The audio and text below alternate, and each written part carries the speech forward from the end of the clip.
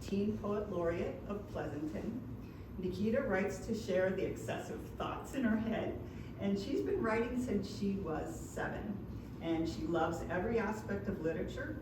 She reads in her spare time, writes at the most inopportune moments, and has a penchant for writing her favorite lines in calligraphy, which I absolutely love. Nikita, John.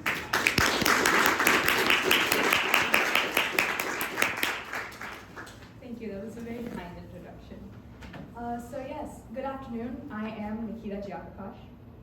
As she said, I am a poet, so I will spontaneously break out into rhythmic verses and stanzas. Specifically, I am Pleasanton's Teen Poet Laureate for this year. The formal definition for my position is a city-appointed representative who fosters a love and appreciation for poetry in the community. So over the course of this year, that has included me hosting several workshops for students, attending different events with poetry-related activities, holding a middle school poetry contest, and speaking at literary events such as this one. I have been a poet since I was 7 years old. My painting abilities were mediocre at best, so since a picture is worth 1,000 words, I resorted to the latter. I never had any trouble with the word count. So, if you do the math, I have been writing poetry for 11 years. Over that time, I've been published in a couple anthologies and won a few contests and awards. Whenever speaking to fellow writers, especially other young writers, I've always felt the need to impress before I continue to speak, to show that I'm worthy of the podium. So this introduction of myself was not necessarily to brag, but rather to prove myself to you, the, as of today, award-winning writers. So before I continue, I congratulate all of you for your effort and your talent. And now on to my actual speech. So while I was always comfortable with public speaking, I just liked the attention. I was never very public with my writing. Poetry always felt like a snobbish hobby to have. It was an outdated pastime only pursued by either men from the Elizabethan era who personified love with every metaphor possible, or discriminated minorities who were verbally silenced, so they resorted to literature. I always felt like I wasn't allowed to express myself because everything had already been expressed so articulately. I could never recite with the conviction of Maya Angelou, nor could I condemn love like Sylvia Plath. I felt like a fraud, a poor imitator, a shattered reflection of true, good poetry. So I never recited something like, if I act angry, as I am now, I'm acting entitled. And I'm not entitled to rage, but if I smile and thank you for the stage that I've been given, I'll be forgiven. Am I please forgotten? If I testify, I'll be vilified. A lost temper is a lost reputation, so I must refuse the temptation. To phrase my own thoughts in a clumsy way, when these same ideas had been articulated so fluently before, felt disrespectful to the art of poetry. So I avoided the poetic stage, but I couldn't ignore a blank page. My poetry began as cliche personifications, princesses, queens, warriors, because all the literature I had read up until that point had those characters. It became something like, the evil queens never need to be justified by mirror's answers. The heartless princesses aren't forced to wait in castles. The guiltless warriors don't spend nights fretting over past mistakes. The cold-hearted murderesses aren't haunted by the ghosts they're made. The world seemed divided into princesses and villains, people who were in danger and people who caused that danger. I remember being in elementary school and I felt like these ideas that I wrote were revolutionary. I remember asking my teacher to allow me to recite a poem in class. The poem was something about the moon and the stars. I envisioned my classmates applauding an encore, being speechless at my poetic expertise. Neither, of course, happened. In fact, I remember most of my classmates being eager for the day to be done, and I was just another item on the schedule that they were forced to sit through. I felt stupid, humiliated, insecure.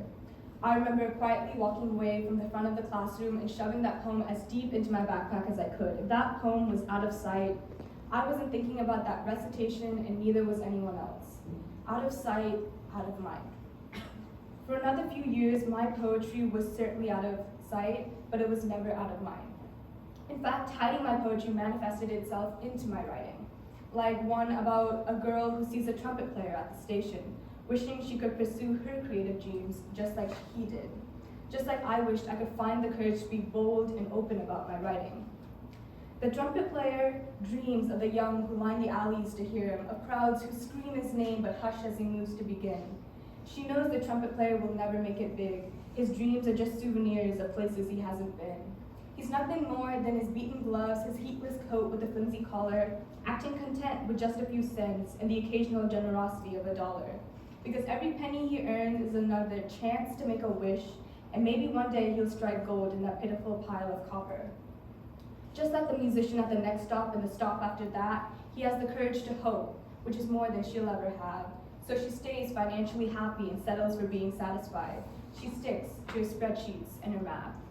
The trumpet player is waiting for an opportunity at the wrong station. Meanwhile, she's just letting the doors close and traveling past her aspirations.